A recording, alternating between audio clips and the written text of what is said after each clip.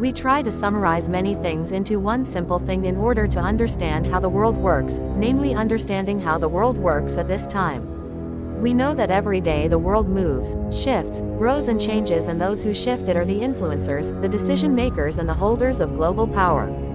The decision makers are CEOs and entrepreneurs, global players, holders or world leaders or leaders of a country who play not only within their country, but they also work in their regional or surrounding areas in our world. To global players first, where there is an interesting thing, namely the leaders of global players. The ones who are influential are not young leaders, but instead many of them are over 70 years old, who are leaders of world regions. Currently the age of global players or the current age of global governments, such as Erdogan in Turkey is 71 years old, Putin in Russia is 72 years old, Xi Jinping in China is 72 years old, Trump in America is 78 years old, Prabowo in Indonesia 73 years old, Anwar Ibrahim 77 years old, Netanyahu Israel 77 years old, India Narendra Modi 74 years old, and this list is still long, but this big country led by leaders over the age of 70 feels a lot war, which means that their country in the future will definitely be built based on very large national interests compared to young leaders who are more globalist. This means that they will be very nationalistic. Trump plans to expel 10 million illegal immigrants out of America in his nationalistic steps. Modi's nationalist step, Turkey, which changed the name of its country from Turkey to Turkey, played aggressively in the region by attacking Kurdistan, attacked Syria, controlled Israel in the Mediterranean Sea, played its role in NATO as a mediator between Russia and NATO. Putin's nationalist step was annexing Crimea in 2014 and annexing 20% of Ukraine's territory in 2022 as a step towards nationalism for Russia. We discuss nationalism, the interests of each country, which if seen by Putin as a nationalist, but for Ukraine, Putin is the aggressor. Trump is a nationalist, but for immigrants and America's neighboring countries, Trump is not.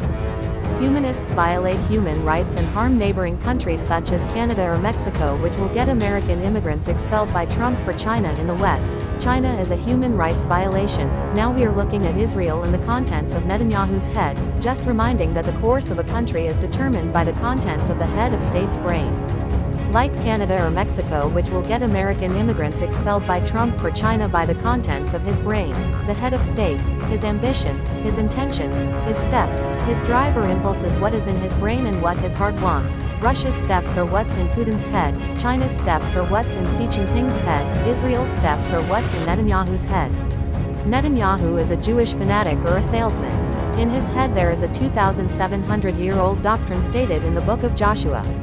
The territory of the Jews is from the Nile River, which means the territory of today's Egypt, namely on the west side, and to the Euphrates River on the east side, which means the territory of Syria, or Iraq. So Israel's steps under Netanyahu are clear. They will do what the American government did to Native American tribes, namely Indians. They were only given territory in conservation areas, they will be contained there. So since October 2022, Israel will be aggressive, attacking Gaza, then attacking East Jerusalem with the ultimate aim of expelling 5 million Palestinians towards the Sinai Peninsula, then to Egyptian territory, or being forced to live in conservation areas. Then, as we know, Netanyahu continues to declare or carry out his mission, namely the Greater Israel, namely expanding Israel's territory, either by annexing or combining areas such as the Golan Plateau, or controlling areas geographically, or expanding influence in West Asia as stated in the book of Joshua, from Egypt to Iraq.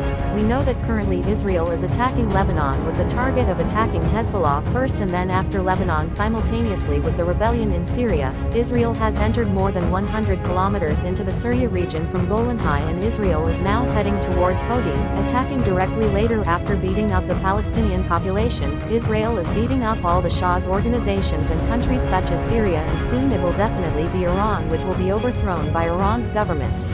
Israel, and this is included in Netanyahu's vision and mission program called the Greater Israel. This is the plan for the map of the Greater Israel.